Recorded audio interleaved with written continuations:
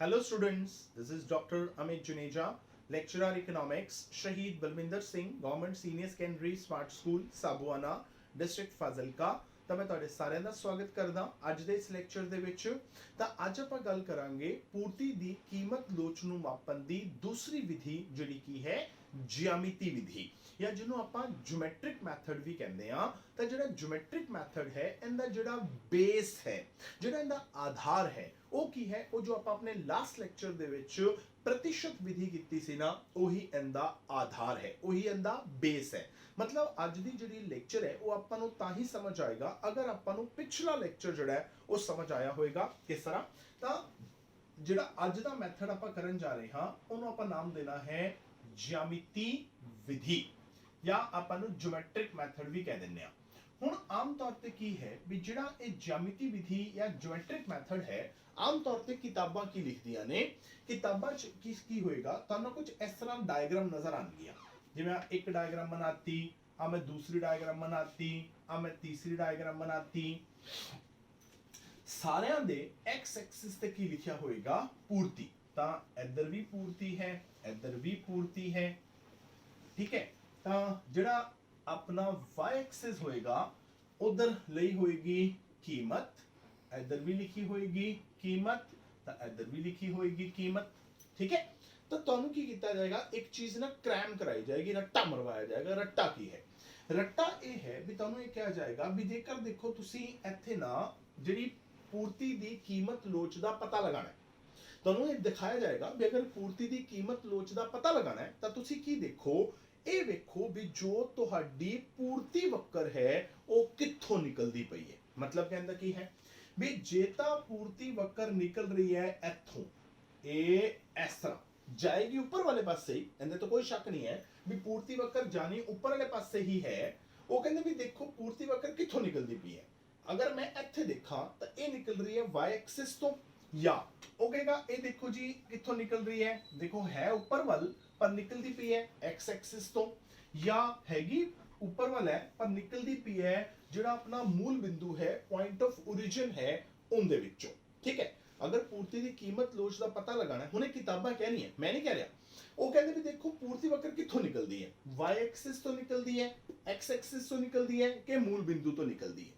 ਉਹ ਕਹਿੰਦੇ ਵੀ ਜੇ ਤਾਂ ਇਹ y ਐਕਸਿਸ ਤੋਂ ਨਿਕਲੇ ਤਾਂ ਜਿਹੜੀ ਪੂਰਤੀ ਦੀ ਕੀਮਤ ਲੋਚ ਹੈ ਉਹ 1 ਤੋਂ ਜ਼ਿਆਦਾ ਹੋਏਗੀ।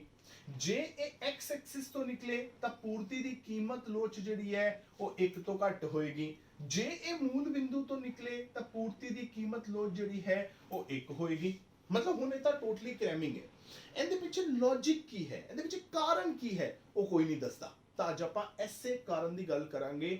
ਇਹ ਯਾਦ ਰੱਖਣ ਦੀ ਕੋਈ ਲੋੜ ਨਹੀਂ ਹੈ ਵੀ ਪੂਰਤੀ ਵਕਰ ਅਸੀਂ y ਐਕਸਿਸ ਤੋਂ ਕੱਢਣੀ ਹੈ ਕਿ x ਐਕਸਿਸ ਤੋਂ ਕੱਢਣੀ ਹੈ ਕਿ ਮੂਲ ਬਿੰਦੂ ਤੋਂ ਕੱਢਣੀ ਹੈ। ਤੁਹਾਨੂੰ ਯਾਦ ਰੱਖਣ ਦੀ ਕੋਈ ਲੋੜ ਨਹੀਂ। ਜਦੋਂ ਆਪਾਂ ਇਹਦਾ ਲੌਜਿਕ ਕਰ ਲਵਾਂਗੇ, ਤੁਹਾਡੀ ਜਦੋਂ ਵੀ ਪੂਰਤੀ ਦੀ ਕੀਮਤ ਲੋਚ ਅਗਰ 1 ਤੋਂ ਵੱਧ ਹੋਏਗੀ ਨਾ ਤਾਂ ਤੁਹਾਡੀ ਪੂਰਤੀ ਵਕਰ ਆਪਣੇ ਆਪ ਹੀ y ਐਕਸਿਸ ਤੋਂ ਨਿਕਲੇਗੀ। ਜਦੋਂ ਤੁਹਾਡੀ ਪੂਰਤੀ ਦੀ ਕੀਮਤ ਲੋਚ ਜਿਹੜੀ ਹੈ 1 ਤੋਂ ਘੱਟ ਹੋਏਗੀ ਨਾ, ਉਹ ਆਪਣੇ ਆਪ ਹੀ x ਐਕਸਿਸ ਤੋਂ ਨਿਕਲ ਆਏਗੀ, ਤੇ ਜੇ 1 ਹੋਏਗੀ ਉਹ ਆਪਣੇ ਆਪ ਹੀ ਮੂਲ ਬਿੰਦੂ ਤੋਂ ਨਿਕਲੇਗੀ। ਮਤਲਬ ਆਪਾਂ ਨੂੰ ਯਾਦ ਰੱਖਣ ਦੀ ਲੋੜ ਨਹੀਂ ਹੈ, ਆਪਾਂ ਸਿਰਫ ਲੌਜਿਕ ਲੈਣਾ ਹੈ। ਪੂਰਤੀ ਵਕਰ ਜੋ ਉਹ ਕਹਿ ਰਿਹਾ ਹੈ ਉਹ ਆਪਣੇ ਆਪ ਬਣ ਜਾਣਗੀਆਂ, ਆਪਾਂ ਨੂੰ ਉਹਦੀ ਟੈਨਸ਼ਨ ਲੈਣ ਦੀ ਲੋੜ ਨਹੀਂ ਹੈ। ਤਾਂ ਆਪਾਂ ਕੀ ਕਰਦੇ ਹਾਂ, ਜਿਆਮਿਤੀ ਵਿਧੀ ਦਾ ਜਿਹੜਾ ਬੇਸ ਹੈ, ਆਪਾਂ ਉਹ ਬੇਸ ਜਿਹੜਾ ਹੈ ਉਹ ਕਲੀਅਰ ਕਰਨ ਜਾ ਰਹੇ ਹਾਂ ਕਿ ਉਹਦਾ ਬੇਸ ਕੀ ਹੈ। ਤਾਂ ਆਪਾਂ ਆਪਣਾ ਜਿਹੜਾ ਪ੍ਰਤੀਸ਼ਤ ਵਿਧੀ ਜਾਂ ਅਨੁਪਾਤਿਕ ਵਿਧੀ ਵਾਲਾ ਫਾਰਮੂਲਾ ਹੈ ਉਹ ਲਿਖਦੇ ਹਾਂ। ਤਾਂ ਉਹ ਕਹਿੰਦਾ ਹੈ ਕਿ ਲੋ ਜੀ ਆ ਹੈ ਤੁਹਾਡੀ ਪੂਰਤੀ ਦੀ ਕੀਮਤ ਲੋਚ, ਉਹ ਕਿੰਨੇ ਬਰਾਬਰ ਹੈ? ਉਹ ਹੈ ਆਪਣੇ ਕੋਲ ਪੂਰਤੀ ਵਿੱਚ ਹੋਣ ਵਾਲਾ प्रतिशत बदलाव डिवाइडेड बाय, आप लिख देंगे इत्थे कीमत विच होने वाला प्रतिशत बदलाव, ठीक है। ये अपना फार्मूला हो गया। हुण आपां इस फार्मूले नूं सॉल्व करना है। मतलब ਆਪਾਂ ਕੀ ਕਰਨਾ ਹੈ, ਆਪਾਂ ਉੱਪਰ ਕੁਝ ਵੈਲਿਊਜ਼ ਲਿਖਣੀਆਂ ਨੇ, ਆਪਾਂ ਨੀਚੇ ਕੁਝ ਵੈਲਿਊਜ਼ ਲਿਖਣੀਆਂ ਨੇ, ਠੀਕ ਹੈ। ਤਾਂ ਆਪਾਂ ਉੱਪਰ ਜੋ ਮਰਜ਼ੀ ਲਿਖ ਲਓ, ਜੋ ਤੁਹਾਡੇ ਦਿਲ ਚ ਆਂਦਾ ਉਹ ਲਿਖ ਲਓ। मतलब तुसी पूर्ति विच प्रतिशत बदलाव जिन्ना मर्जी ले आओ, जिन्ना मर्जी मतलब तुसी लिख लो 10% बदलाव है, तुसी 20% बदलाव लिख लो, 30% लिख लो, 40% लिख लो, जो मर्जी लिख लो, तुहाडी मर्जी। एवें कीमत विच होण वाला प्रतिशत बदलाव तुसी आदी मर्जी नाल जो मर्जी वैल्यू पुट कर लो, जो तुहाडा दिल करदा है, ठीक है। ऊपर न्यूमिनेटर दे विच जो मर्जी वैल्यू लिख लो, डिनोमिनेटर दे विच जो मर्जी वैल्यू लिख लो, तुसी आदी मर्जी नाल ना एवें 5-6 वैल्यूज लिख लो जो तुहाडा दिल करदा है। ਹੁਣ ਕੀ ਹੋਏਗਾ ਵੀ ਜਦੋਂ ਤੁਸੀਂ ਇਹ 5-6 ਵੈਲਿਊਜ਼ ਭਰ ਕੇ ਵੇਖ ਲੋਗੇ, ਠੀਕ ਹੈ। ਹੁਣ ਤੁਸੀਂ ਚਾਹੋ ਤਾਂ ਮੇਰਾ ਲੈਕਚਰ ਤੇ ਸਟਾਪ ਕਰਕੇ ਕੀ ਕਰ ਸਕਦੇ ਹੋ, ਆਦੀਆਂ ਵੈਲਿਊਜ਼ ਜਿਹੜੀਆਂ ਨੇ ਭਰ ਕੇ ਵੇਖ ਸਕਦੇ ਹੋ, ਠੀਕ ਹੈ। ਪਹਿਲਾਂ ਐਵੇਂ 6-7 ਵੈਲਿਊਜ਼ ਭਰ ਕੇ ਵੇਖ ਲਓ, ਉਸ ਤੋਂ ਬਾਅਦ ਜੋ ਆਨਸਰ ਆਣ ਉਸ ਤੋਂ ਬਾਅਦ ਮੇਰਾ ਕੰਟੀਨਿਊ ਲੈਕਚਰ ਕਰ ਲੈਣਾ, ਠੀਕ ਹੈ। ਕੀ ਹੋਏਗਾ ਜਦੋਂ ਤੁਸੀਂ ਇਹ ਸਾਰਾ ਕੁਝ ਕਰ ਲੋਗੇ ਤਾਂ ਜਿੰਨੇ ਵੀ ਆਨਸਰ ਤੁਹਾਨੂੰ ਮਿਲਣਗੇ ਉਹ ਸਾਰੇ ਦੇ ਸਾਰੇ ਆਨਸਰ ਜੋ ਵੀ ਆਣਗੇ, ਜੋ ਵੀ ਤੁਸੀਂ ਵੈਲਿਊਜ਼ ਪੁੱਟ ਕਰੋਗੇ ਉੱਪਰ ਲਿਖ ਕੇ ਨੀਚੇ ਲਿਖ ਕੇ, ਉਹ ਸਾਰੇ ਆਨਸਰ ਆਪਾਂ 5 ਹਿੱਸਿਆਂ ਦੇ ਵਿੱਚ ਵੰਡ ਸਕਦੇ ਹਾਂ। मतलब आंसर दियां ਜਿਹੜੀਆਂ ਕੈਟਾਗਰੀਜ਼ ਹੋਣਗੀਆਂ, ਜਿਹੜੀਆਂ ਉਹਦੀਆਂ ਦਰਾਂ ਹੋਣਗੀਆਂ, ਉਹ 5 ਹੀ ਹੋਣਗੀਆਂ। मतलब आप 5 ਹਿੱਸਿਆਂ ਦੇ ਵਿੱਚ ਉਹ ਸਾਰੇ ਆਨਸਰ ਵੰਡ ਸਕਾਂਗੇ। मतलब मैं ਇਹ ਨਹੀਂ ਕਹਿ ਰਿਹਾ ਵੀ ਆਨਸਰ 5 ਹੀ ਹੋਣਗੇ, ਨਹੀਂ, ਆਨਸਰ ਤਾਂ ਬਹੁਤ ਸਾਰੇ ਹੋਣਗੇ, ਬਟ ਆਪਾਂ ਉਹ ਸਾਰੇ ਆਨਸਰਸ ਨੂੰ ਆਪਾਂ 5 ਹਿੱਸਿਆਂ ਦੇ ਵਿੱਚ ਵੰਡ ਸਕਾਂਗੇ। ਉਹ 5 ਹਿੱਸੇ ਕੀ ਹੋਣਗੇ ਵੀ ਜੋ ਤੁਸੀਂ ਇਹ ਫਾਰਮੂਲਾ ਲਿਖਿਆ ਇਹਦਾ ਇੱਕ ਆਨਸਰ ਆਏਗਾ 0, ਜਾਂ ਦਾ ਆਨਸਰ 0 ਆ ਸਕਦਾ ਹੈ, ਜਾਂ ਕੀ ਹੋਏਗਾ ਇਹਦਾ ਆਨਸਰ ਜਿਹੜਾ ਹੈ ਉਹ 1 ਤੋਂ ਘੱਟ ਆ ਸਕਦਾ ਹੈ, ਜਾਂ ਕੀ ਹੋਏਗਾ ਇਹਦਾ ਆਨਸਰ 1 ਦੇ ਬਰਾਬਰ ਆ ਸਕਦਾ ਹੈ, ਜਾਂ ਇਹਦਾ ਆਨਸਰ 1 ਤੋਂ ਜ਼ਿਆਦਾ ਆ ਸਕਦਾ ਹੈ, ਤੇ ਜਾਂ ਇਹਦਾ ਆਨਸਰ ਇਨਫਿਨਿਟੀ ਆ ਸਕਦਾ ਹੈ। मतलब ਆਪਾਂ ਜਿੰਨੇ ਵੀ ਆਨਸਰ ਹੋਣਗੇ ਉਹਨੂੰ 5 ਹਿੱਸਿਆਂ ਚ ਵੰਡਾਂਗੇ। ਦੇਖੋ 0, 1 ਤੇ ਇਨਫਿਨਿਟੀ, ਇਹਦਾ ਤਾਂ ਰੋਲਾ ਹੀ ਨਹੀਂ ਹੈਗਾ ਵੀ 0 ਚ ਆਨਸਰ 1 ਹੀ ਹੋਏਗਾ, 0, 1 ਦੇ ਵਿੱਚ ਆਨਸਰ 1 ਹੀ ਹੋਏਗਾ, 1, ਤੇ ਇਨਫਿਨਿਟੀ ਚ ਵੀ ਆਨਸਰ 1 ਹੀ ਹੋਏਗਾ, ਇਨਫਿਨਿਟੀ। ਰੋਲਾ ਕਿੱਥੇ ਪਏਗਾ? ਰੋਲਾ ਪਏਗਾ 1 ਤੋਂ ਘੱਟ ਤੇ 1 ਤੋਂ ਵੱਧ ਦੇ ਵਿੱਚ। ਹੁਣ 1 ਤੋਂ ਘੱਟ ਵਿੱਚ ਕੀ ਹੋ ਸਕਦਾ ਹੈ? 0.99 ਆਨਸਰ ਆ ਗਿਆ ਨਾ, ਤਾਂ ਉਹ ਵੀ 1 ਤੋਂ ਘੱਟ ਹੈ। 0.85 ਆ ਗਿਆ, ਉਹ ਵੀ 1 ਤੋਂ ਘੱਟ ਹੈ। 0.50 ਆ ਗਿਆ, ਉਹ ਵੀ 1 ਤੋਂ ਘੱਟ ਹੈ। ਤੇ 0.20 ਆ ਗਿਆ, ਉਹ ਵੀ 1 ਤੋਂ ਘੱਟ ਹੈ। मतलब ਭਾਵੇਂ ਜਿੰਨਾ ਮਰਜ਼ੀ ਆਨਸਰ ਆ ਜਾਵੇ, 0.99, 0.85, 0.50, 0.20, ਇਹਨਾਂ ਸਾਰੇ ਆਨਸਰਸ ਨੂੰ ਆਪਾਂ ਇੱਕੋ ਕੈਟਾਗਰੀ ਚ ਪਾ ਦਿਆਂਗੇ 1 ਤੋਂ ਘੱਟ, ਠੀਕ ਹੈ। ਹੁਣ ਮੈਂ ਕਿਹਾ 1 ਤੋਂ ਵੱਧ। ਹੁਣ 1 ਤੋਂ ਵੱਧ ਕੀ ਹੋ ਸਕਦਾ ਹੈ? 1 ਤੋਂ ਵੱਧ ਤਾਂ 2 ਵੀ ਹੈਗਾ, ਤੇ 1 ਤੋਂ ਵੱਧ ਤਾਂ 6 ਵੀ ਹੈਗਾ, ਤੇ 1 ਤੋਂ ਵੱਧ 10 ਵੀ ਹੈਗਾ, ਤੇ 1 ਤੋਂ ਵੱਧ 50 ਵੀ ਹੈਗਾ। मतलब ਹੁਣ ਆਨਸਰ ਭਾਵੇਂ 2 ਆਵੇ, ਭਾਵੇਂ 6 ਆਵੇ, ਭਾਵੇਂ 10 ਆਵੇ, ਭਾਵੇਂ 50 ਆਵੇ, ਇਹਨਾਂ ਸਾਰੇ ਆਨਸਰਸ ਨੂੰ ਮੈਂ ਇੱਕੋ ਕੈਟਾਗਰੀ ਦੇ ਵਿੱਚ ਪਾ ਦਿਆਂਗਾ ਕਿ ਇਸ ਆਨਸਰ ਕੀ ਨੇ? 1 ਤੋਂ ਵੱਧ ਨੇ। मतलब ਮੁੱਕਦੀ ਗੱਲ ਇਹ ਹੈ ਵੀ ਅਗਰ ਆਪਾਂ ਪੂਰਤੀ ਦੀ ਕੀਮਤ ਲੋਚ ਦੇ ਆਨਸਰ ਦੀ ਗੱਲ ਕਰੀਏ ਤਾਂ ਜਿੰਨੇ ਵੀ ਆਨਸਰ ਆਣਗੇ ਉਹ 5 ਕੈਟਾਗਰੀ ਦੇ ਵਿੱਚ ਡਿਵਾਈਡ ਹੋ ਸਕਦੇ ਨੇ। मतलब ਆਨਸਰ 0 ਹੋ ਸਕਦਾ ਹੈ, 1 ਤੋਂ ਘੱਟ ਹੋ ਸਕਦਾ ਹੈ, 1 ਦੇ ਬਰਾਬਰ ਹੋ ਸਕਦਾ ਹੈ, 1 ਤੋਂ ਵੱਧ ਹੋ ਸਕਦਾ ਹੈ, ਤੇ ਇਨਫਿਨਿਟੀ ਹੋ ਸਕਦਾ ਹੈ। ਇਹਨਾਂ 5 ਤੋਂ ਇਲਾਵਾ ਕੋਈ ਆਨਸਰ ਪੋਸੀਬਲ ਹੀ ਨਹੀਂ ਹੈ, ਠੀਕ। ਤਾਂ ਹੁਣ ਕਿਉਂਕਿ ਆਨਸਰ 5 ਹੀ ਪੋਸੀਬਲ ਨੇ ਤਾਂ ਇਹਨਾਂ 5 ਪੋਸੀਬਲ ਆਨਸਰ ਦੇ ਬੇਸ ਤੇ ਆਪਾਂ ਕੀ ਕਰਦੇ ਆ, ਆਪਾਂ 5 ਡਾਇਗਰਾਮ ਬਣਾ ਲੈਂਦੇ ਆ। ਕਿਉਂਕਿ ਆਨਸਰ 5 ਨੇ, 5 ਆਨਸਰ ਵਿਖਾਣੇ ਨੇ, 5 ਆਨਸਰ ਵਿਖਾਉਣ ਵਾਸਤੇ ਆਪਾਂ 5 ਡਾਇਗਰਾਮ ਬਣਾਵਾਂਗੇ। ਕਿਵੇਂ? ਤਾਂ ਪਹਿਲਾਂ 5 ਡਾਇਗਰਾਮ ਬਣਾ ਲਓ। ਹੁਣ 5 ਡਾਇਗਰਾਮ ਦੇ ਵਿੱਚ ਇੱਕ ਚੀਜ਼ ਜਿਹੜੀ ਹੈ ਉਹ ਕਾਮਨ ਰੱਖਣੀ ਹੈ। ਉਹ ਕਾਮਨ ਹੀ ਰੱਖਣੀ ਹੈ ਕਿ ਆਪਾਂ 5 ਦੇ ਵਿੱਚ ਕੀ ਕਰਾਂਗੇ, ਆਪਣਾ ਜਿਹੜਾ x ਐਕਸਿਸ ਹੈ ਉਹਦੇ ਤੇ ਆਪਾਂ ਲਾਂਗੇ ਪੂਰਤੀ, ਤੇ ਜਿਹੜਾ y ਐਕਸਿਸ ਹੈ ਉਹਦੇ ਤੇ ਆਪਾਂ ਲਾਂਗੇ ਕੀਮਤ, ਠੀਕ ਹੈ। ਇੱਕ ਚੀਜ਼ ਤਾਂ ਇਹ ਕਾਮਨ ਰੱਖਣੀ ਹੈ। ਇੱਕ ਚੀਜ਼ ਹੋਰ ਕਾਮਨ ਰੱਖਣੀ ਹੈ, ਉਹ ਕੀ ਹੈ ਮੈਂ ਹੁਣੇ ਦੱਸਦਾ। ਪਹਿਲਾਂ ਆਪਾਂ 5 ਡਾਇਗਰਾਮ ਬਣਾ ਲਈਏ, ਕਿਉਂਕਿ 5 ਡਾਇਗਰਾਮ ਹੁਣ ਬਣਾਉਣ ਦੇ ਪਿੱਛੇ ਰੀਜ਼ਨ ਜਿਹੜਾ ਹੈ ਉਹ ਕਲੀਅਰ ਹੋ ਜਾਣਾ ਚਾਹੀਦਾ ਹੈ ਕਿ ਆਪਾਂ 5 ਡਾਇਗਰਾਮ ਜਿਹੜੀਆਂ ਨੇ ਇਹ ਕਿਉਂ ਬਣਾ ਰਹੇ ਹਾਂ। ਕਿਉਂਕਿ ਆਪਣੇ ਕੋਲ ਪੂਰਤੀ ਦੀ ਕੀਮਤ ਲੋਚ ਦੇ 5 ਆਨਸਰ ਨੇ, ਤਾਂ 5 ਆਨਸਰ ਨੂੰ ਦਿਖਾਉਣ ਵਾਸਤੇ ਆਪਾਂ 5 ਡਾਇਗਰਾਮ ਜਿਹੜੀਆਂ ਨੇ ਉਹਨਾਂ ਦੀ ਆਪਾਂ ਮਦਦ ਲਾਂਗੇ। ਤਾਂ ਆਪਾਂ 5 ਡਾਇਗਰਾਮ ਜਿਹੜੀਆਂ ਹੁਣ ਬਣਾਉਣ ਲੱਗੇ ਆ। ਬੈਟਰ ਰਹੇਗਾ ਤੁਸੀਂ ਮੇਰੇ ਨਾਲ ਬਣਾਓ, ਕਾਪੀਆਂ ਦੇ ਕੋਲ ਰੱਖੋ, ਬਣਾਈ ਜੋ ਫਟਾਫਟ, ਨਾਲ ਦੇ ਨਾਲ ਸਾਰੀਆਂ ਚੀਜ਼ਾਂ ਜਿਹੜੀਆਂ ਨੇ ਕਲੀਅਰ ਹੋ ਜਾਣਗੀਆਂ। ਦੁਬਾਰਾ ਬਾਅਦ ਚ ਮਿਹਨਤ ਜਿਹੜੀ ਹੈ ਉਹ ਨਹੀਂ ਕਰਨੀ ਪੈਣੀ। ਤਾਂ ਇੱਥੇ ਆਪਾਂ ਇੱਕ ਹੋਰ ਡਾਇਗਰਾਮ ਬਣਾ ਲੈਂਦੇ ਆ।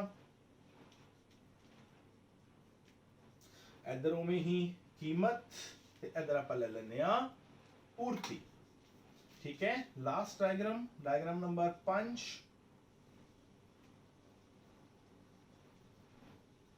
उमें y एक्सिस ते कीमत, x एक्सिस ते पूर्ति। ठीक हो गया। ਤਾਂ ਆਪਣੀਆਂ 5 ਡਾਇਗਰਾਮ ਜਿਹੜੀਆਂ ਨੇ ਉਹ ਰੈਡੀ। ਹੁਣ ਆਪਾਂ ਕੀ ਕਰਨਾ ਹੈ, ਇਹਨਾਂ ਪੰਜਾਂ ਦੇ ਵਿੱਚ ਦੇਖੋ ਅਗਰ ਆਪਾਂ ਧਿਆਨ ਨਾਲ ਆਪਣਾ ਫਾਰਮੂਲਾ ਦੇਖੀਏ ਤਾਂ ਕੀ ਕਹਿੰਦਾ ਹੈ। ਫਾਰਮੂਲਾ ਕਹਿੰਦਾ ਹੈ ਪੂਰਤੀ ਵਿੱਚ ਹੋਣ ਵਾਲਾ ਪ੍ਰਤੀਸ਼ਤ ਬਦਲਾਵ, ਇਹਨੇ ਆਪਾਂ ਪੂਰਤੀ ਚ ਬਦਲਾਵ ਲਿਆਣਾ ਹੈ। ਨੀਚੇ ਕਹਿੰਦਾ ਹੈ ਕੀਮਤ ਵਿੱਚ ਹੋਣ ਵਾਲਾ ਪ੍ਰਤੀਸ਼ਤ ਬਦਲਾਵ, ਮਤਲਬ ਆਪਾਂ ਕੀਮਤ ਚ ਬਦਲਾਵ ਲੈ ਕੇ ਆਣਾ ਹੈ। अगर आप बदलाव लियाना है तो मैं ऑलरेडी अपने पिछले लेक्चर्स दे विच गल कीती है भी जदों भी आप बदलाव दी गल करदे हां इहदा मतलब हुंदा है भी अपने कोल पहला कोई चीज हैगी सी, हुण आपां इह कह रहे हैं कि हुण वो चीज की हो गया है, बदल गई है।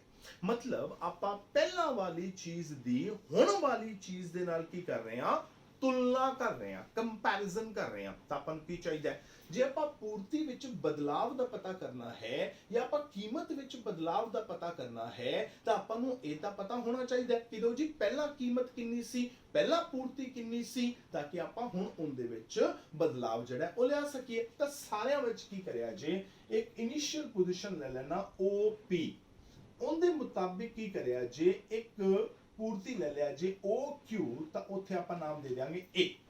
ਇਹ ਜਿਹੜਾ ਹੈ ਆਪਣਾ ਪੁਰਾਣੀ ਪਹਿਲਾਂ ਵਾਲੀ ਪੋਜੀਸ਼ਨ ਹੈ। ਹੁਣ ਜੋ ਬਦਲਾਵ ਆਣਗੇ ਪੂਰਤੀ ਦੇ ਵਿੱਚ SOQ ਤੋਂ ਆਣਗੇ, ਜੋ ਕੀਮਤ ਵਿੱਚ ਬਦਲਾਵ ਆਣਗੇ ਉਹ SOP ਤੋਂ ਆਣਗੇ। ਮਤਲਬ ਜੋ ਬਦਲਾਵ ਲਿਆਣੇ ਨੇ ਉਹਦੇ ਵਾਸਤੇ ਆਪਾਂ ਨੂੰ ਪਹਿਲਾਂ ਇੱਕ ਇਨੀਸ਼ੀਅਲ ਪੋਜੀਸ਼ਨ ਜਿਹੜੀ ਹੈ ਉਹ ਜ਼ਰੂਰ ਲੈਣੀ ਪਏਗੀ। ਤਾਂ ਇਨੀਸ਼ੀਅਲ ਪੋਜੀਸ਼ਨ ਕੀ ਲੈ ਲਈ OQ ਤੇ ਇੱਧਰ ਕੀ ਲੈ ਲਈ OP। ਸਾਰੀਆਂ ਡਾਇਗਰਾਮ ਦੇ ਵਿੱਚ ਸੇਮ, ਹਰੇਕ ਡਾਇਗਰਾਮ ਦੇ ਵਿੱਚ ਮੈਂ ਸ਼ੁਰੂਆਤੀ ਕੀਮਤ OP ਲੈ ਰਿਹਾ ਤੇ ਸ਼ੁਰੂਆਤੀ ਪੂਰਤੀ OQ ले रहे हैं। तो इत्थे A पॉइंट आ गया, इधर भी OP आ गई, तो इधर OQ आ गई, तो इत्थे A आ गया।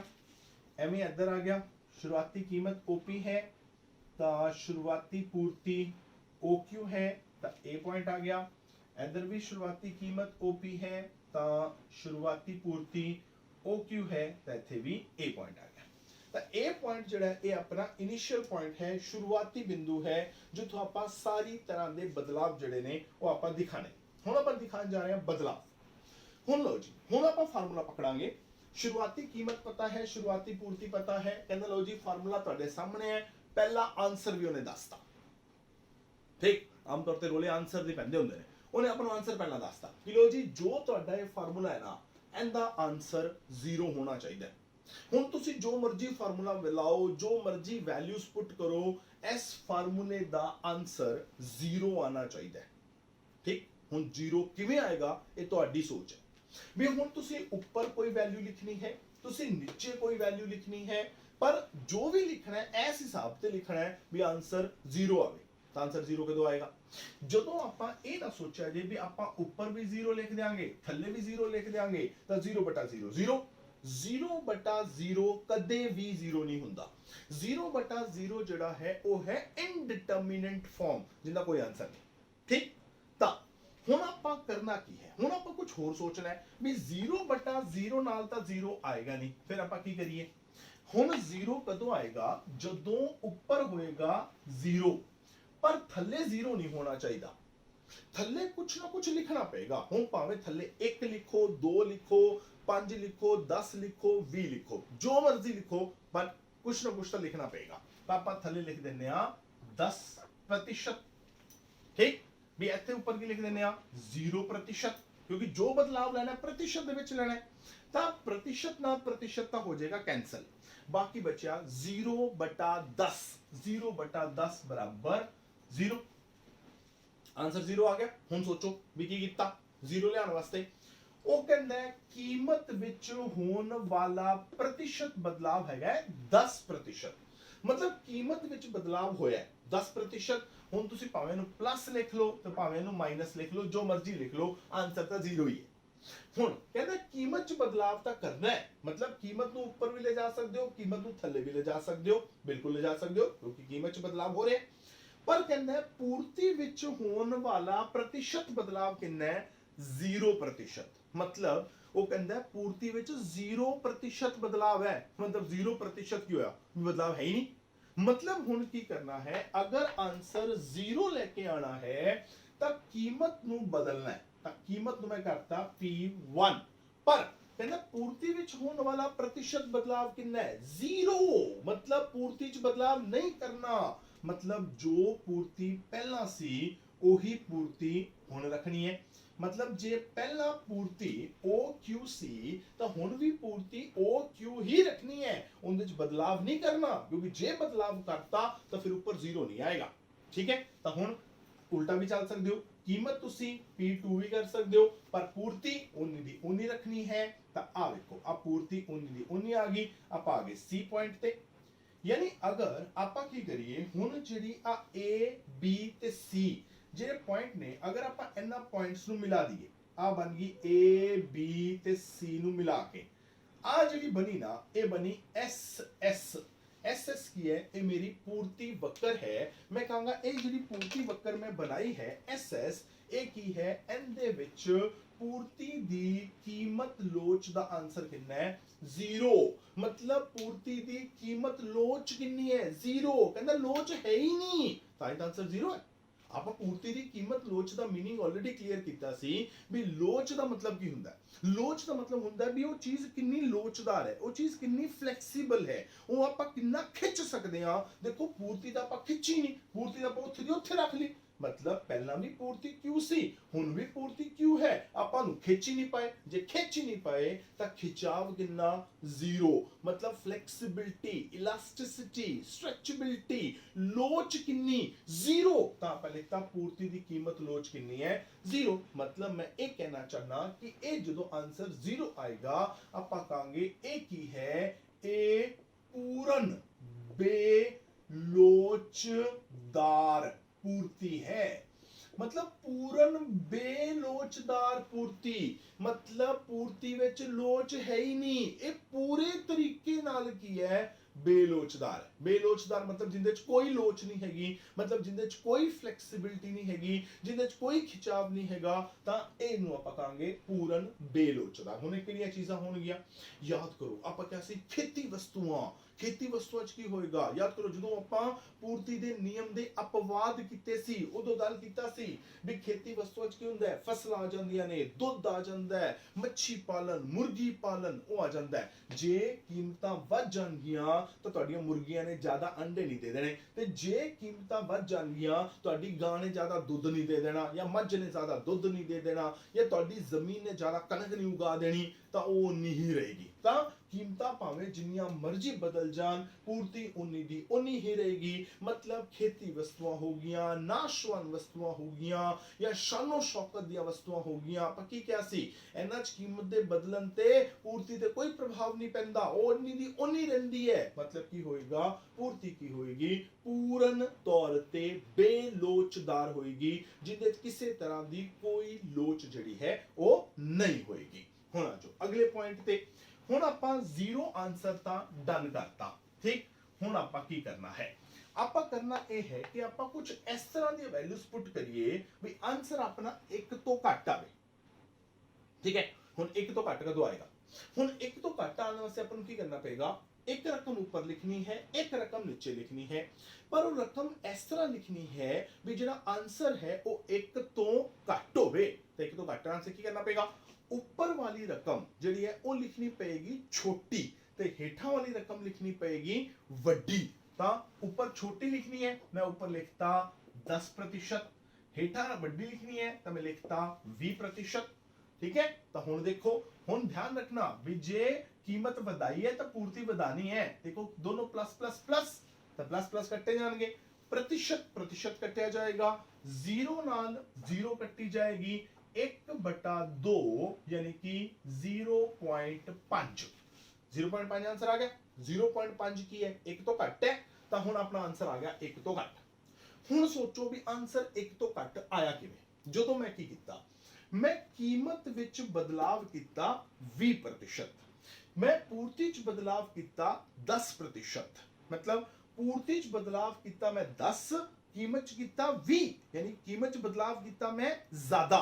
पूर्ति च बदलाव किया मैं घट, बदलाव मैं दोनों च किया पर कीमत विच मैं ज्यादा बदलाव किया। कीमत च ज्यादा बदलाव करना है ना तो ऑलरेडी कीमत तुहाडी P है, इहदे च बदलाव कर लो ज्यादा, मतलब इत्थे आ जाओ P1 ते, देखो इन्ना सारा बदलाव करता।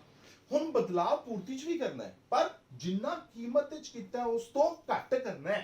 तो देखो इत्थे कीमत वधाई, इधर मैं की कीता, इधर देखो मैं पूर्ति भी वधाती, तो मैं Q1 ते आ गया, तो मैं कित्थे आ गया B पॉइंट ते आ गया। हुण चेक करो खुद, कीमत भी बदली है, पूर्ति भी बदली है, दोनों बदले ने पर पूर्ति में थोड़ी बदली है, कीमत में ज्यादा बदली है, ताई आंसर एक तो घट आएगा।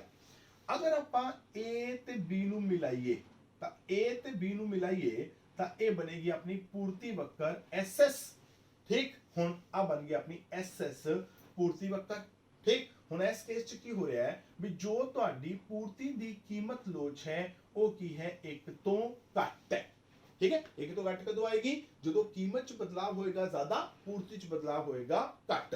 मतलब कीमत बहुत ज्यादा बढ़ गई, कीमत बहुत ज्यादा बढ़ गई, पूर्ति उन्नी वध नहीं पाई, ठीक।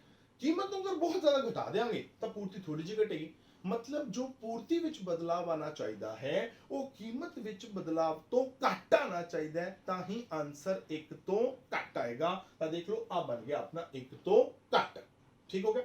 हुण आ जाओ अगले ते।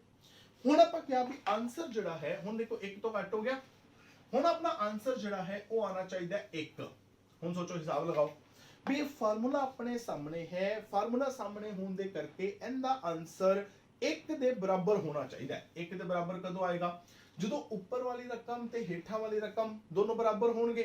यानी जे ऊपर मैं 20% लिखा है तो नीचे भी मैनू 20% लिखना पड़ेगा ताकि 20 ना 20 कट्टिया जाए तो आंसर एक आ जाए। जे ऊपर 40% लिखा है तो थले भी 40% लिखना पड़ेगा ताकि 40 ना 40 कट्टिया जाए तो आंसर एक आ जाए। तो आंसर एक उदों आएगा जदों ऊपर वाली रकम ते हेठा वाली रकम जड़ियां ने वो की होणगियां बराबर होणगियां। मतलब जिन्ना बदलाव तुसी कीमत विच लियाना है उन्ना ही बदलाव जिहड़ा है वो पूर्ति विच लियाना है।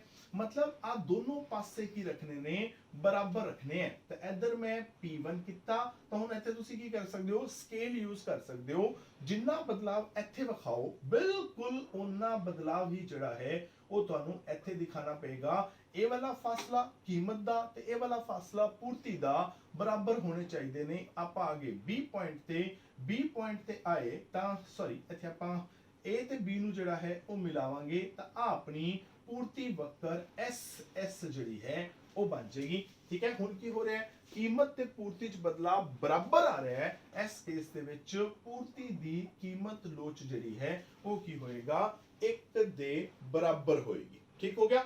हुण अगले डायग्राम ते आ जाने आ। अगले डायग्राम ते आइए तो कहंदा है भी आंसर जिहड़ा है वो एक तो ज्यादा आना चाहिए। मतलब हुण एक तो ज्यादा जिन्ना मर्जी हो सकता है। हुण एक तो ज्यादा 2 3 4 5 6 जो मर्जी लियो, तारी मर्जी है। आंसर हुण अगर एक तो ज्यादा आना चाहिए है इहदा मतलब की है भी हुण देखो अगर आंसर एक तो ज्यादा लियाना है तो करना की पेगा। फार्मूला अपने कोल है, ਆਪਾਂ ਕੀ करना है इस फार्मूले ਦੇ ਵਿੱਚ वैल्यूज पुट करनियां ने। हुण एक वैल्यू रखनी है ऊपर, एक रखनी है नीचे, बट इस शर्त ते भी आंसर एक तो ज्यादा आवे। तो की करो हुण देखो, हुण आपां करना यह है भी आंसर एक तो ज्यादा लियाना है तो उत्ते वाली रकम होनी चाहिए वड्डी, हेठा वाली होनी चाहिए छोटी, तो आंसर एक तो ज्यादा आएगा। मतलब ऊपर रखना है मान लो 20%, थले मैं लिखता 10%, तब 20% 10% का भाग किया तो आंसर आ गया 2। दो आंसर आ गया, दो एक तो ज्यादा है, यानी हुण आंसर एक तो ज्यादा कदों आया जदों मैं की कीता कीमत विच बदलाव किया मैं 10%, पूर्ति विच बदलाव किया मैं 20%, है ना। मतलब पूर्ति च बदलाव किया मैं ज्यादा, कीमत च बदलाव किया मैं घट। तो बस हुण एवें करना है भी कीमत विच बदलाव करना है मान लो P तो P1, देखो इन्ना को किया। पूर्ति विच बदलाव जिहड़ा वो ज्यादा करना है तां जिन्ना बदलाव कीमत विच कीता उस तो ज्यादा बदलाव पूर्ति विच लेके आया जी, ठीक। मतलब देखो कीमत च बदलाव थोड़ा जिहा कीता, पूर्ति च बदलाव ज्यादा करता। A ते B जिहड़ा है इहनू मिला दिया जे तां आ बन जाएगी अपनी पूर्ति वक्कर SS। इत्थे अपनी पूर्ति दी कीमत लोच जिहड़ी है वो होएगी एक तो ज्यादा, ठीक हो गया, गल क्लियर। हुण अगले पासे आ जाओ। हुण लास्ट आंसर जिहड़ा है वो है अपना इनफिनिटी। इनफिनिटी मतलब अनंत। हुण अपना आंसर जिहड़ा है वो आना चाहिए अनंत। अनंत मतलब इनफिनिटी कदों आएगा? हुण अगर आपां आंसर इनफिनिटी लेके आना है तो उनका सिर्फ इको ही तरीका है। वो तरीका यह है भी ऊपर कुछ ना कुछ लिखा होना चाहिए। मान लो मैं लिखता 20%, ठीक है। अगर आप किसी भी चीज ਨੂੰ 0 ਨਾਲ ਭਾਗ ਕਰਦੇ ਆ ਤਾਂ ਆਨਸਰ ਇਨਫਿਨਿਟੀ ਆਏਗਾ, ਤਾਂ ਨੀਚੇ ਕਿੰਨਾ ਲਿਖ ਦਿਓ 0%, ਤਾਂ ਆਨਸਰ ਕਿੰਨਾ ਆ ਜਾਏਗਾ ਤੁਹਾਡਾ ਇਨਫਿਨਿਟੀ ਆ ਜਾਏਗਾ। ਹੋਰ ਕੋਈ ਤਰੀਕਾ ਨਹੀਂ ਹੈਗਾ ਇਨਫਿਨਿਟੀ ਆਨਸਰ ਲਿਆਉਣ ਦਾ। ਇਨਫਿਨਿਟੀ ਆਨਸਰ ਸਿਰਫ ਇੱਕੋ ਹੀ ਤਰੀਕੇ ਨਾਲ ਆਏਗਾ ਜਦੋਂ ਕੀ ਹੋਏਗਾ ਜਿਹੜਾ ਉੱਪਰ ਵਾਲਾ ਹੈ ਉੱਥੇ ਕੁਝ ਨਾ ਕੁਝ ਲਿਖਿਆ ਹੋਏਗਾ, ਨੀਚੇ ਕੀ ਹੋਏਗਾ 0। ठीक हो गया, ऊपर लिखा होना चाहिए, नीचे 0 होना चाहिए, आंसर इनफिनिटी आएगा ही आएगा। ठीक, मतलब कहना की है भी आंसर इनफिनिटी उदों आएगा जदों पूर्ति विच बदलाव तो हो रहा है पर कीमत विच बदलाव कितना लिखा है 0। मतलब कीमत च बदलाव नहीं करना, कीमत ओनी दी ओनी ही रखनी है। मतलब कीमत ओपी दी ओपी ही रखनी है। पूर्ति नूं तुसी अगे भी ले जा सकते हो, यानी कि एस पॉइंट ते बी ते भी आ सकते हो, ते Q1 पूर्ति भी कर सकते हो। पूर्ति ते तुसी पिछे भी आ सकते हो, यानी कि Q2 भी कर सकते हो, ते तुसी C पॉइंट ते भी आ सकते हो।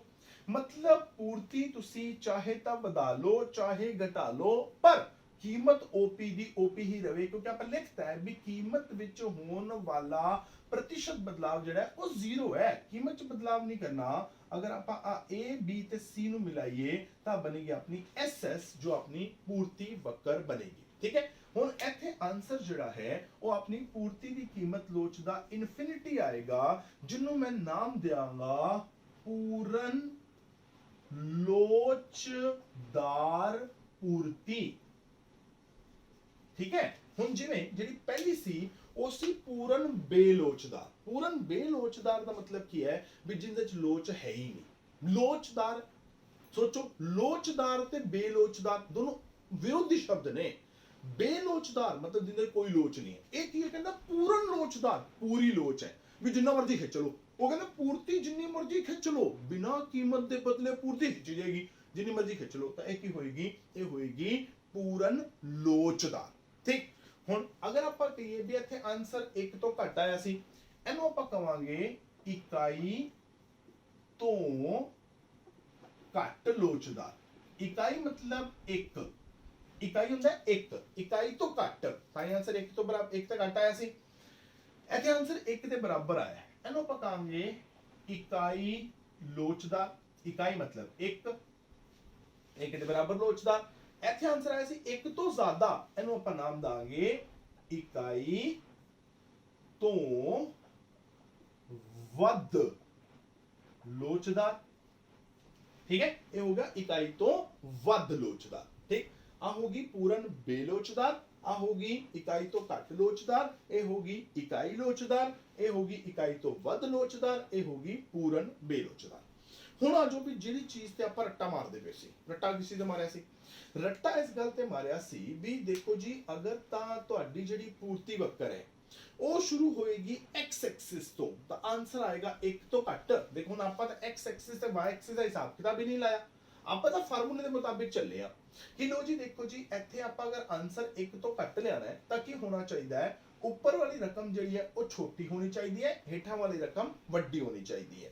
तां ही आंसर 1 तो घट आएगा। तां हेठां वाली रकम वड्डी मतलब कीमत च बदलाव ले लिया ज्यादा, ऊपर वाली रकम छोटी यानी कि पूर्ति च बदलाव ले लिया घट। आपां दे फार्मूले दे मुताबिक चले, ए ते बी पॉइंट आए, ए ते बी पॉइंट नु मिलाया, पूर्ति वक्र आई। खुद चेक करो अपने आप ही तुहाडी एक्स एक्सिस तो शुरू होएगी।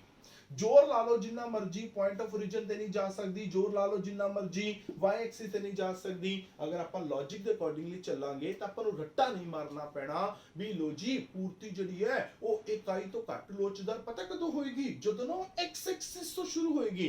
तुसीं लॉजिक पकड़ो वो अपने आप ही एक्स एक्सिस शुरू हो जाएगी।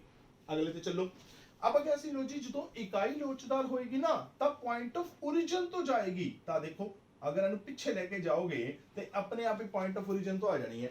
ਜਦੋਂ ਇਕਾਈ ਲੋਚਦਾਰ ਹੋਏਗੀ ਤਾਂ ਆਪਾਂ ਨੂੰ ਪਤਾ ਹੈ ਵੀ ਇਕਾਈ ਲੋਚਦਾਰ ਯਾਨੀ ਕਿ ਆਨਸਰ 1 ਲਿਆਣਾ ਹੈ ਤਾਂ ਕੀ ਕਰਨਾ ਪਏਗਾ, ਉੱਪਰ ਵਾਲਾ ਤੇ ਹੇਠਾਂ ਵਾਲਾ ਦੋਨੋਂ ਹਿੱਸੇ ਆਪਾਂ ਨੂੰ ਬਰਾਬਰ ਰੱਖਣੇ ਪੈਣਗੇ।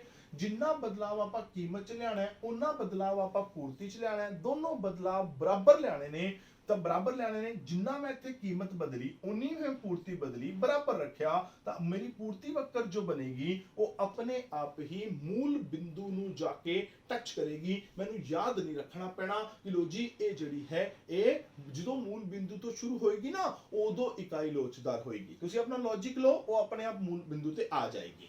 अगर आप इधर आइए आप क्या सी लो जी जो ना y एक्सिस से शुरू होएगी ना उदो इकाई तो वध लोचदार होएगी। मैं कहा मैं याद ही नहीं रखता इस चीज नु भी y एक्सिस से शुरू होंदी है कि x एक्सिस से शुरू होंदी है कि मूल बिंदु तो शुरू होंदी है। मैं रट्टा नहीं मारना इस चीज ते। मैनू इन्ना पता है भी जे मैं आंसर एक तो वध लेके आना है तो मैनू ये पता है भी ऊपर वाली रकम वड्डी होनी चाहिए है, हेठा वाली रकम छोटी होनी चाहिए है, ताई आंसर एक तो ज्यादा आएगा। मतलब की है कि पूर्ति च बदलाव करना है मैं ज्यादा, कीमत च बदलाव करना है मैं घट। तो मैं की कीता पूर्ति च बदलाव कीता Q तो Q1 जो कि ज्यादा है, कीमत च बदलाव कीता P तो P1 जो कि घट है। ए पॉइंट आया बी पॉइंट आया, मैं पॉइंट मिलाते हुन देखो जी पूर्ति वक्त SS बनी। अगर तुम इन्हें पिछे लेके जाओगे ये अपने आप ही तुहाडी y एक्सिस तो जड़ी है वो शुरू हो जाएगी। तुहानू रट्टा मारन दी लोड़ नहीं। हुन अगर तुसी ये पूर्ति वक्त नू कोशिश भी करोगे ना ये तुहाडी पॉइंट ऑफ ओरिजिन ते नहीं जा सकदी। ये कोशिश करोगे तो x एक्सिस से भी नहीं जा सकदी। ये हमेशा y एक्सिस तो ही शुरू होएगी। तो आपां नू याद रखन दी लोड़ नहीं है, आपां हमेशा इस चीज नू जड़ा है वो लॉजिक दे नाल लेना है। दूसरी गल ਜਿਹੜੀ आम तौर ਤੇ ਆਪਾਂ ਨੂੰ ਸਿਖਾਈ ਜਾਂਦੀ ਹੈ ਉਹ ਇਹ ਸਿਖਾਈ ਜਾਂਦੀ ਹੈ ਵੀ ਦੇਖੋ ਜੀ ਕੀ ਹੋਏਗਾ ਜਦੋਂ ਨਾ ਪੂਰਤੀ ਵਕਰ ਜਿਹੜੀ ਹੈ ਉਹ ਕੀ ਹੋਏਗਾ ਉਹ ਮੂਲ ਬਿੰਦੂ ਤੋਂ ਨਿਕਲੇਗੀ, मतलब पॉइंट ऑफ ओरिजिन तो निकलेगी। उदो की होएगा उदो ना ਜਿਹੜੀ ਤੁਹਾਡੀ ਪੂਰਤੀ ਦੀ ਕੀਮਤ ਲੋਚ ਹੈ ਨਾ ਉਹ ਇੱਕ ਹੋਏਗੀ। गलत ਐਵੇਂ नहीं हो सकता। एक्चुअली की है मैं ਤੁਹਾਨੂੰ कुछ वक्र बना के दिखाना, ठीक है। ਆਪਾਂ ਇੱਥੇ कीमत ले लेने इधर आप पूर्ति ले लेने आप तीन डायग्राम जड़ियां ने वो यूज करन जा रहे हैं। इधर आप पूर्ति ले लेने इधर आप कीमत ले लेने इधर आप पूर्ति ले लेने इधर आप कीमत ले लेने।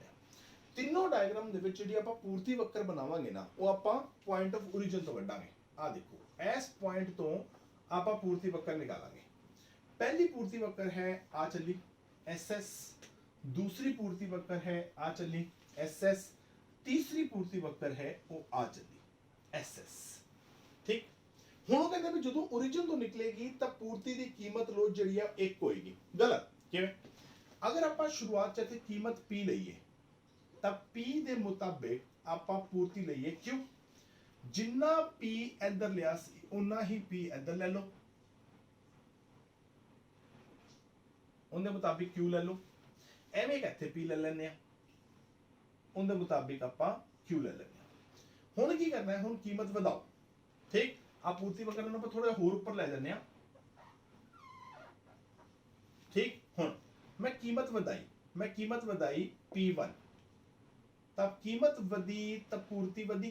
आ गया P1 ते Q1 जिन्नी कीमत इत्थे वधाई सी उन्नी ही इत्थे वधाओ P1 तो इत्थे सामने चले जाओ तो आप इत्थे करके आ गए Q1 इत्थे भी आप कीमत करती P1 तो इत्थे भी अपनी पूर्ति होगी Q1। ठीक है हुण अगर ध्यान नाल देखा जाए तो आप पहला A पॉइंट ते सी, हुण आप B पॉइंट ते हां, इत्थे भी A पॉइंट ते सी, हुण आपां B पॉइंट ते हां, इत्थे भी A पॉइंट ते सी, इत्थे भी B पॉइंट ते हां। ठीक हो गया। हुण ध्यान नाल देखो इत्थे कीमत वधी इन्नी सारी, पूर्ति वधी थोड़ी जी। देखो हुण कीमत ज्यादा वध रही है, पूर्ति थोड़ी वध रही है। फार्मूला ला के देखो ऊपर आंसर घट है नीचे आंसर ज्यादा है, यानी कि आंसर क्या आएगा एक तो घट आएगा क्योंकि पूर्ति च बदलाव है घट, कीमत च बदलाव है ज्यादा, आंसर एक तो घट है।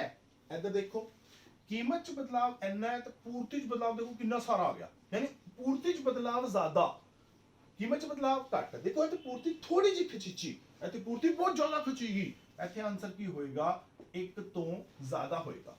इधर देखा जाए, इधर जिन्नी को कीमत बदली उन्नी को पूर्ति बदली बराबर, तो इत्थे पूर्ति दी कीमत लोच दा आंसर एक आएगा। यानी पूर्ति दी कीमत लोच दा आंसर कितना होएगा, ये सिर्फ इस गल ते निर्भर नहीं करता कि पूर्ति वक्र कित्थों निकल रही है। सिर्फ ये नहीं हैगा कि लो जी पॉइंट ऑफ ओरिजिन तो निकल गई तो आंसर जड़ा है वो एक हो गया, नहीं, पॉइंट ऑफ ओरिजिन तो निकले पर नाल दे नाल शर्त ये है भी जो ओ ओरिजिन पॉइंट तो मूल बिंदु तो निकले जेड़ा उनदा आ कोण बने वो 45 डिग्री दा कोण बनना चाहिए। जे 45 डिग्री दा कोण बनेगा ता आंसर एक आएगा, नहीं तो नहीं आएगा। देखो हुन निकल तीनों मूल बिंदु तो रही हैं, पर इत्थे अगर आप देखिए आ एंगल 45 डिग्री दा नहीं हैगा, आ भी एंगल 45 डिग्री दा नहीं हैगा, आ 45 डिग्री दा। ਜਦੋਂ 45 डिग्री ਦਾ ਕੋਣ ਬੰਦਾ ਹੈ ਤਾਂ ਕੀ ਹੁੰਦਾ, ਦੇਖੋ ਆ ਕੋਣ ਜਿਹੜਾ ਆ ਵਾਲਾ ਇਹ 90 डिग्री ਦਾ ਹੈ, ਆ ਵਾਲਾ ਮੈਂ ਕੀ ਕੀਤਾ ਇੱਥੇ 45 ਦਾ ਕੋਣ ਬਣਾਤਾ, ਮੈਂ ਕਹਿੰਦੀ ਆ ਹੇਠਾਂ ਵਾਲਾ ਕੋਣ ਜਿਹੜਾ ਨਾ ਇਹ 45 डिग्री ਦਾ ਹੈ, ਇਹਦਾ ਮਤਲਬ ਉੱਤੇ ਵਾਲਾ ਕੋਣ ਵੀ ਕਿੰਨੇ ਦਾ ਹੋਇਆ ਫਿਰ 45 डिग्री ਦਾ। अगर टोटल 90 डिग्री ਦਾ ਹੈ, 90 डिग्री ਚ ਮੈਂ ਕਹਿੰਦਾ ਵੀ ਥੱਲੜਾ ਕੋਣ 45 ਦਾ ਹੈ ਤੇ ਫਿਰ ਉੱਤੇ ਵਾਲਾ ਵੀ 45 ਦਾ ਹੋਇਆ, ਦੋਨੋਂ ਕੋਣ ਬਰਾਬਰ ਹੋਏ। ਕੋਣ ਬਰਾਬਰ ਹੋਏ मतलब ਜਿਹੜਾ ਇਹ ਵਾਲਾ ਹਿੱਸਾ ਹੈ ਜਿੱਥੇ ਮੈਂ ਪੂਰਤੀ ਦਿਖਾ ਰਿਹਾ ਤੇ ਇਹ ਵਾਲਾ ਹਿੱਸਾ ਜਿੱਥੇ ਮੈਂ ਕੀਮਤ ਦਿਖਾ ਰਿਹਾ ਇਹ ਦੋਨੋਂ ਹਿੱਸੇ ਬਰਾਬਰ ਹੋਏ, मतलब जिन्नी मैं कीमत बदली उन्नी ही की होएगा पूर्ति बदलेगी, जिन्ना मैं इस हिस्से ते जावांगा उन्ना ही इस हिस्से ते जावांगा, यानी कीमत ते पूर्ति बराबर बदलणगे, आंसर एक दे बराबर आएगा। जेकर कोण 45 डिग्री दा नहीं हैगा तो फिर क्या होएगा, कीमत ते पूर्ति वाला हिस्सा बराबर नहीं होणगे, मतलब दोनों च बदलाव बराबर नहीं आएगा। ਤਾਂ ਇਹ ਰੱਟਾ ਨਹੀਂ ਮਾਰਨਾ ਇਸ ਗੱਲ ਤੇ ਵੀ ਲੋ ਜੀ ਪੂਰਤੀ ਵਕਰ ਜਿਹੜੀ ਹੈ ਮੂਲ ਬਿੰਦੂ ਤੋਂ ਨਿਕਲ ਗਈ, ਆਨਸਰ ਜਿਹੜਾ ਜੀ ਇੱਕ ਦੇ ਬਰਾਬਰ ਆ ਗਿਆ, ਨਹੀਂ, मूल बिंदु तो निकले पर नाल दे नाल अगर वो 45 डिग्री का कोण बनाएगी सिर्फ उदों ही अपनी पूर्ति दी कीमत लोच दा आंसर एक होएगा, नहीं तो नहीं होएगा। तो कुछ और भी गल्लां ने इस बारे जो आप अपने अगले लेक्चर च डिस्कस करांगे, तो मिलते हैं अपने अगले लेक्चर दे विच। Till then it's goodbye from my side, thank you very much and all the best.